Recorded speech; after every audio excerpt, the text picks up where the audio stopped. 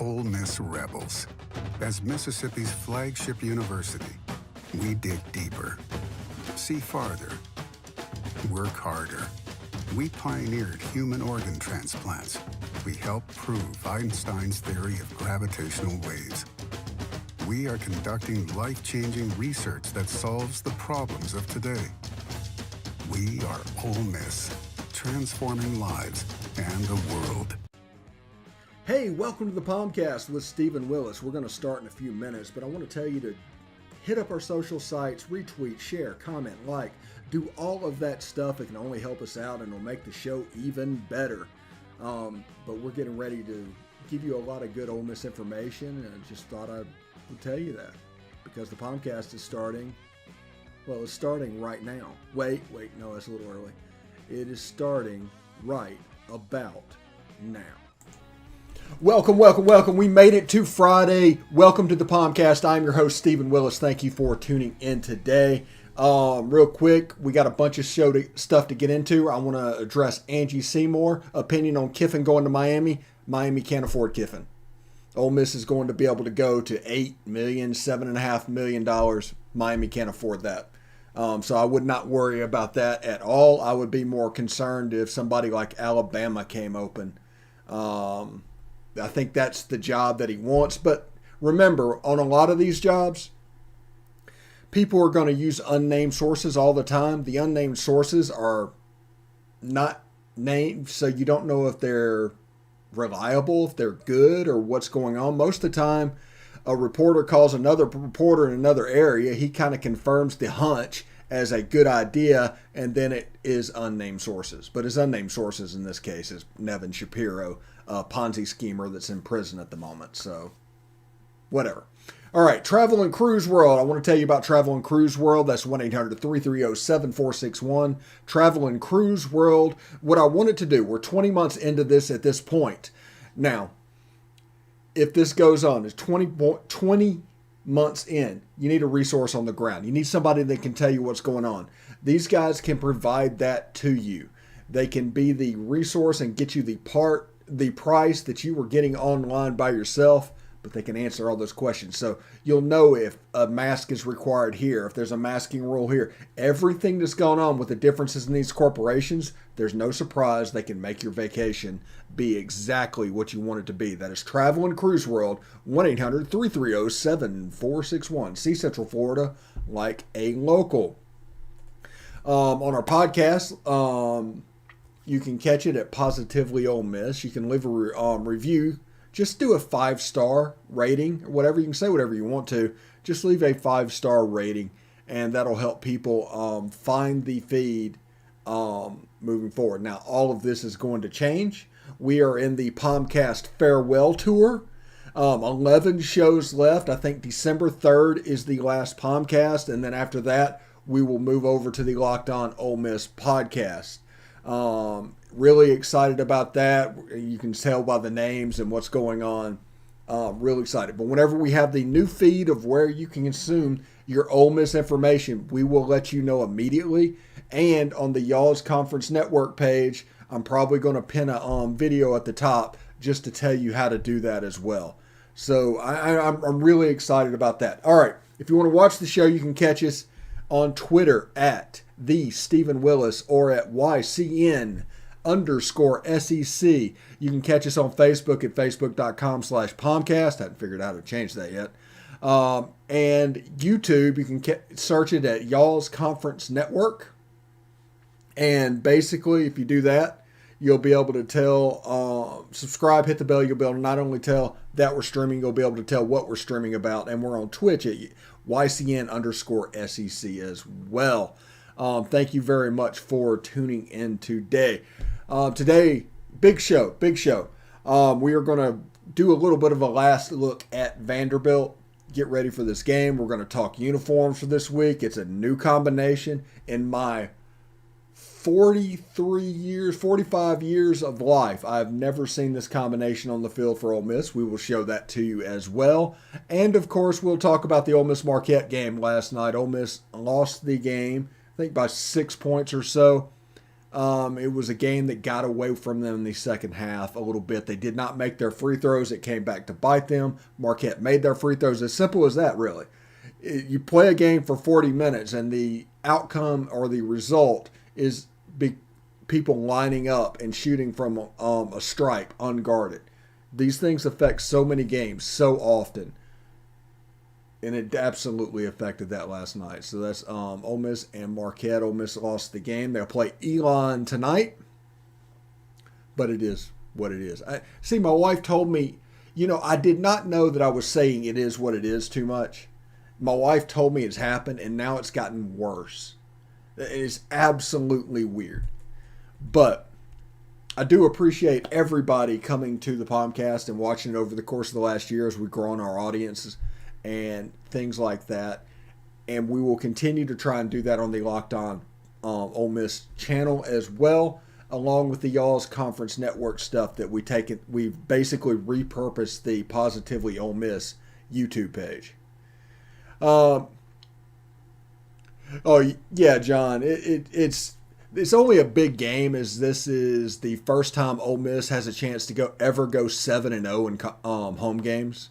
A 7-0 perfect conference slate. Now, a lot of that is they didn't play games like that before, as many games at home. So, there's seasons that have gone undefeated, but this will be the first time for them to potentially go 7-0 over a conference slate.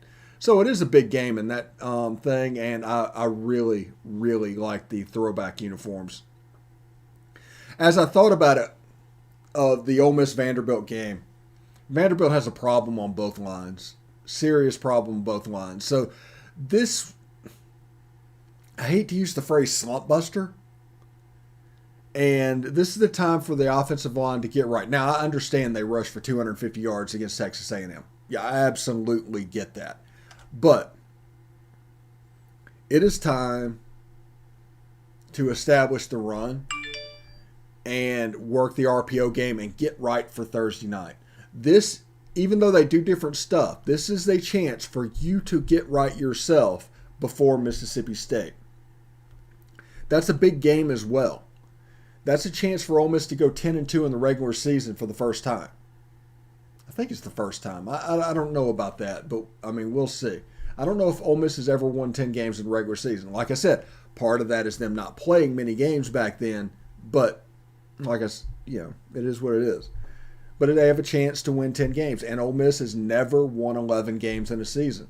So all of these are on the table.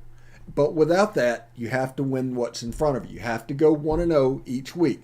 Ole Miss has to win 3 games, and they're going to get progressively harder from here on out. If Ole Miss beats Vanderbilt, that'll be the easiest of the 3. That's no offense to Vandy, but that is kind of, you've kind of earned that. Mississippi State is a good team. I'm expecting a little bit of a war. That game is going to be so much fun. There are people that live in Mississippi, and I get that this game to them is something that they're afraid to lose as opposed to want to win. That's what the Egg Bowl became, and the toxicity that started growing from the 90s into the 2000s and into the Hugh Freeze and Dan Mullen era. People were afraid to lose that game. They didn't necessarily want to win that game. They were afraid to lose that game. And I understand in the state of Mississippi that attitude permeates most everything. But down here where I am, it's a little bit of a different story. I honestly don't have that much hatred for Mississippi State. I don't have that much hatred for LSU. It's one of those things where every bit of energy that I have is invested in Ole Miss sports. And we might compete for 3 hours a day, but once that is over, I literally could care less about you after that. It's a weird tech that I have. I'm built a little bit differently, but then I'm not living in and around them. Now, I grew up in Simpson County. I spent the first 23 years of my life in Mississippi and went to Ole Miss and all of that stuff. But once I got out of the state and joined the military and came back and left to go to Tennessee, the rivalry hit a little bit differently. And people need to keep that in mind just as much as they keep in mind the trials and tribulations that could go for people that live inside the state of Mississippi. I mean, just understand that back and forth. It's not a situation where you have to look at it one way, because like I don't like it when somebody from, say, Holmes County, Mississippi, tells me that I don't understand what's going on and I need to do it this way and I need to do that because I don't get it. And it's like, no, it doesn't work this way. It works this way and you don't like it and you're difficult because you spend a year talking noise to them. So you need to back that up. That's the reason that's afraid to lose, is everybody talks noise to people.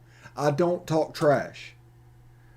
And it goes back to the thing that I genuinely don't care one way or another about others' program. Everything and all the energy that I have is based on Ole Miss sports and ways to make it better. I told you, I'm a fan of the program from a program level. I'm built a little bit differently. I understand that.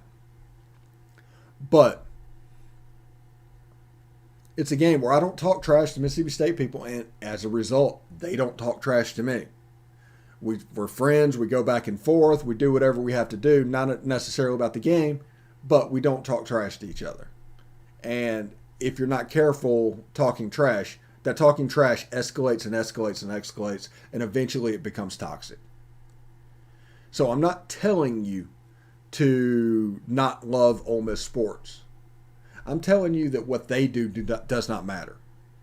And I'm telling you that if you invest all of your time into Ole Miss sports, not the hatred of another program or what's going on, even though I know it's hard, I get that, it's going to be so much enjoyable, and you can actually enjoy the Egg Bowl. I am genuinely looking forward to a Thanksgiving night game. Win or lose, Mississippi State's a good team.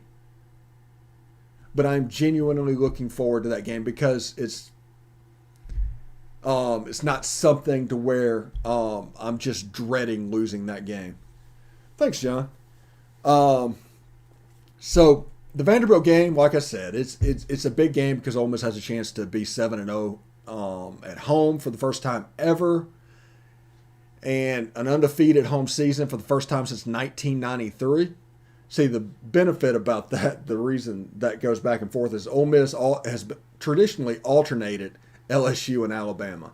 So you got one difficult game every year, and it's going to be difficult to have that consecutive win streak because of that. But this year, got Alabama on the road, LSU at home. They were down.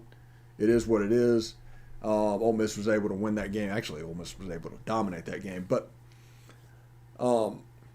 yeah, there you have it.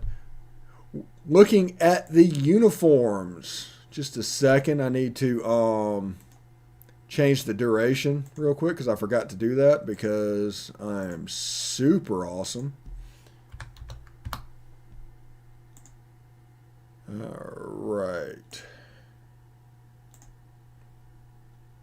All right, if you look at the uniforms this week, you can see a little bit of a throwback flavor in the Ole Miss uniforms this week. Numbers on the side of the helmets, navy blue jersey, gray pants. It's a throwback. And I was just thinking online today that this means that Ole Miss will have worn red jerseys exactly twice in 2 years. They wore it against Auburn last year. They wore what they called the OGs with the navy blue helmet, the red jerseys and the gray pants. So that, that standard look, they wore that against Auburn. And this year against Tulane, they wore the powder blue helmets, the red jerseys, and white pants. So since that Auburn game, we have not seen the red, gray, navy combination, anything like that. So I'm beginning to think, and I don't know if I'm right, but Lane Kiffin looks at this a little bit differently than standard fans do. Now, if you look at the SEC West right now, you have Alabama, you have Mississippi State, you have Texas A&M, you have Arkansas, all with a form of red in their jerseys. Now, it might be a little bit darker and everything. It's not exactly the same shade, but it is red. So, in the Navy side of the house, or on the blue side of the house, You have Auburn. Auburn wears navy blue. Ole Miss wears navy blue. Nobody wears powder blue. And if you see it, powder blue is worn like 4 times a year. Navy blue is worn like 2, and they break out the red jerseys once a year. So I'm wondering if it's time to think about these jerseys and the uniforms at Ole Miss, especially the red ones, like LSU thinks of the purple ones. Or Tommy Tuberville back in the day thought of the blue ones. I'm curious about that because, I mean, this feels intentional after 2 years. It feels intentional. And, you know, Lane Kiffin wants things a certain way. Lane Kiffin's going to get whatever he wants. He can go out and we can do powder blue jerseys every single time we take the field as long as he stays. Because at the bottom line is if he wins 10 or 11 games and it's a special season, he becomes instantly the most powerful man in Mississippi if he wants it. Instantly. But the red jerseys haven't broke them out against Tulane. We broke them out against Auburn. We're powder the last 2 years against LSU. I expect navy blue. I expect navy blue to show up against Alabama and teams like that just because of the contrast between the teams. But, yeah, I do agree a little bit, John. I think we need to see the powder blue helmets, the red jerseys, and the gray pants. I mean, that is just a solid look that has gone away. We have not seen that look since LSU in 2019, which I understand, John, you probably do want to go back to 2019, but it is what it is. But yeah, it's just an interesting situation and dichotomy when you deal with these uniforms and what's going on. I'm pretty fired up. But Saturday against Vanderbilt, the numbers on the side of the helmets, the navy blue jerseys, the gray pants, it's going to look like 1960 out there, running around with the helmet decals and everything going on, like the Navy jersey. Yeah, seriously. Time machines. We need to hold off on the time machines, or you can just catch up with me in a couple of years when you catch back up. So that's where we're at with the uniforms. I'm expecting this. This is one thing that nobody's talking about and nobody will. So I'm going to increase speculation. Okay? Let's say that. We'll increase speculation is what we'll do. We'll make it up because I have nothing that backs this up. This is something I am going to pull out of thin air. So get ready for this. If you need a second, let me know. I think the navy blue helmets are not being worn against Vanderbilt because there are no navy blue helmets. Those helmets are on their way to get painted white for the Mississippi State game. I'm expecting all white for the Mississippi State game. That is my expectations for that game. All white, white helmet, white jersey, white pants. That is what I'm expecting for the Egg Bowl. Again, I pulled that out of nothing. I have nothing to back that up.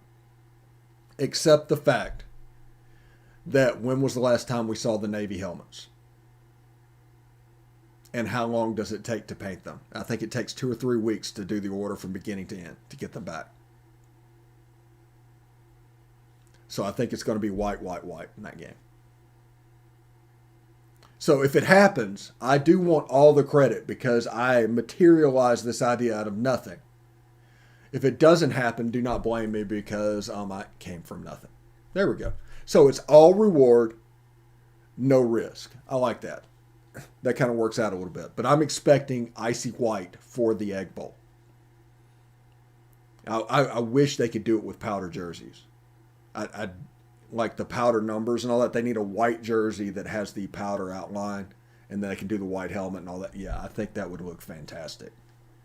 That could be a surprise game. I like I said, I'm pulling it from nothing. I know nothing. But it's something I would look forward to seeing. So, let me do that real quick.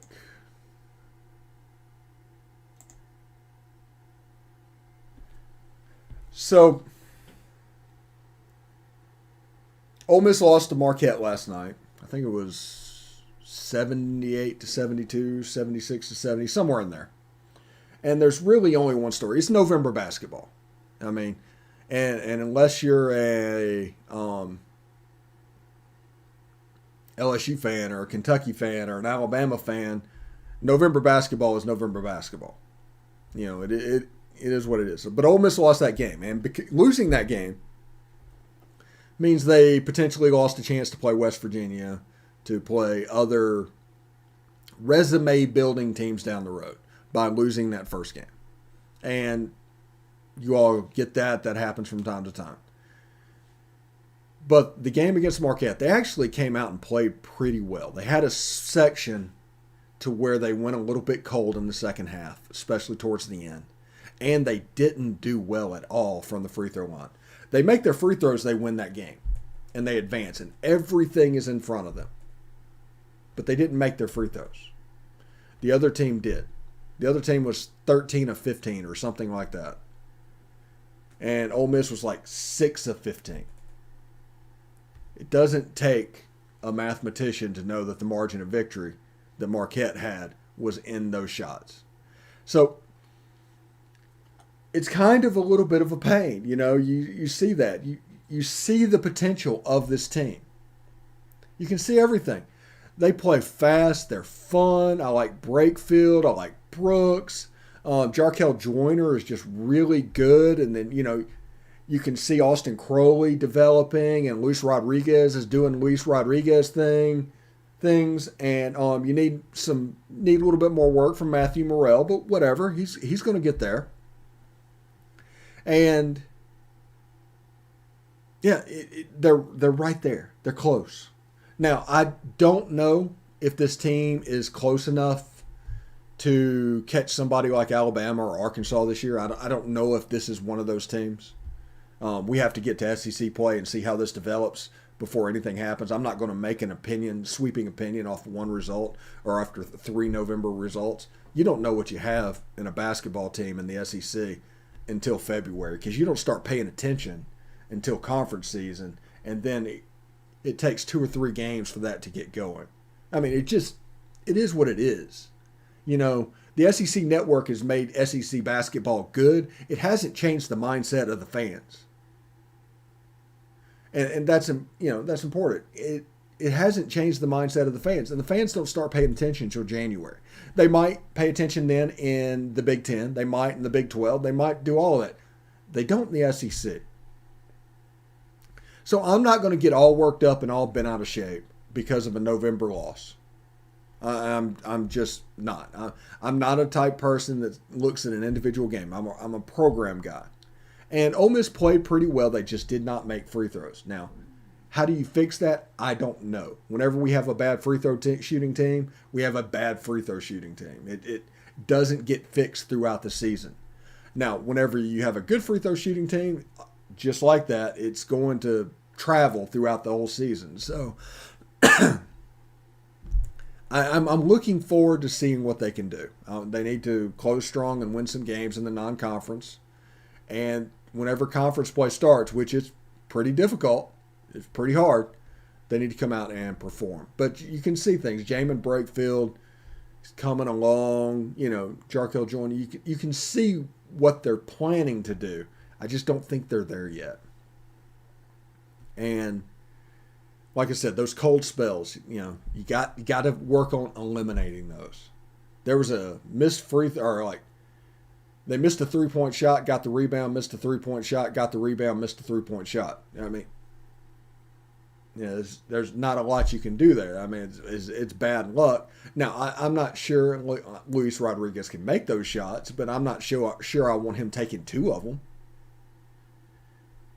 So we'll see whenever this team moves on into the SEC play and in January of exactly where we stand. I don't think it's a situation to where we should be overly concerned. They play Elon tonight. We'll see how they do. I think Ole Miss should rebound with a win if they lose that game. I mean, I think it might be a high school team. I don't know. Playing in the 8th place game in the Charleston Shriners Classic. But whatever. It's one of those things. Also, Like I said, Alabama, LSU, Arkansas, those are legitimately good basketball programs. And I haven't even said Kentucky. I haven't even said Tennessee. Auburn's good. The SEC is a bear. Prepare yourself for that. There's not going to be anybody that gets through this unscathed. They're going to take down everybody. The SEC West in basketball is becoming what the SEC West is in football. You need A&M. Mississippi State is supposed to be good this year as well, but you need A&M, Auburn, and Ole Miss to be good, and you've got a little bit of a bear on that side of the conference. And then Kentucky in the East, whatever they do, they have Florida, they have Tennessee, but they also have Georgia, and I think they have South Carolina, and Vanderbilt that might be improved. So the SEC East kind of looks like the SEC East does in football, and the West is becoming what the West was in basketball. It's absolutely crazy. Anyway, I want to thank everybody for tuning in. This is the 11th show to the final POMcast, and we're going to, when I find the links to where the new show is going to be, I'm going to post them so you can find them as well. So we can try and keep as much of our audience as we built over the year, and we will make sure that you are what you need to be. I'm still trying to figure out if we're going to live stream, if we're going to chat, things like that, but we'll work those out over the next couple of weeks. But December 13th, it starts. Locked On Ole Miss podcast. Tune in for that. You'll be able to catch us on all your podcatchers. It'll have its own YouTube page. It'll be nice and monetized. I'm going to try and figure out a way to bring chat into it and do all of that and allow you to participate in the show. So it should be a lot of fun to do all of this. Now, on the other side, on the Y'all's Conference Network, which is what Positively Ole Miss has become, on the Y'all's Conference Network, you can see today is a heavy Georgia Dogs day. We've got the DGD podcast coming up in about a half hour. There's a replay on there in the Believe in Georgia Dogs podcast. Biscuits and SEC's Week 12 preview will pop up at 6 o'clock tonight.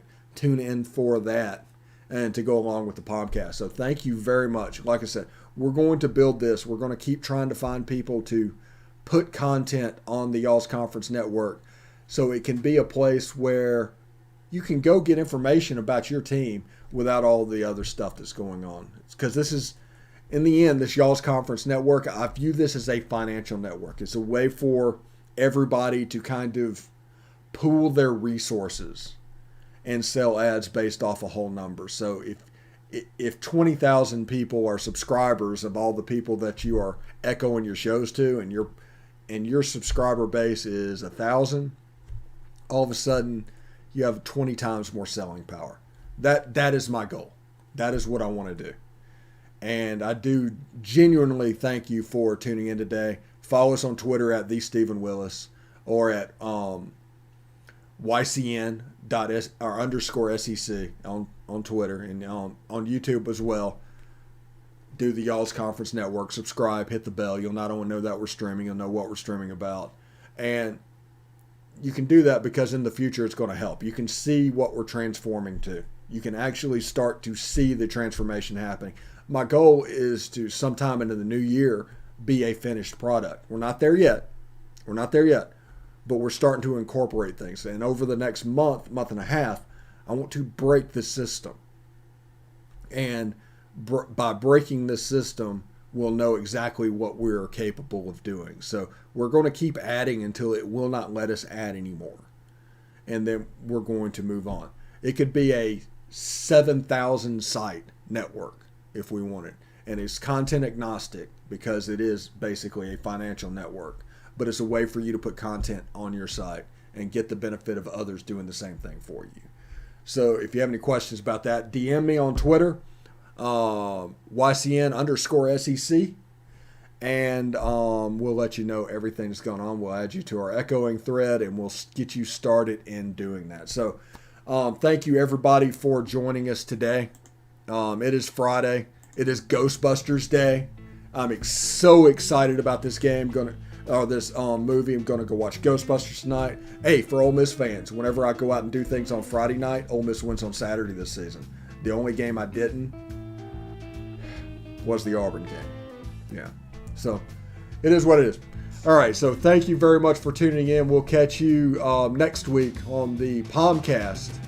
And hotty toddy.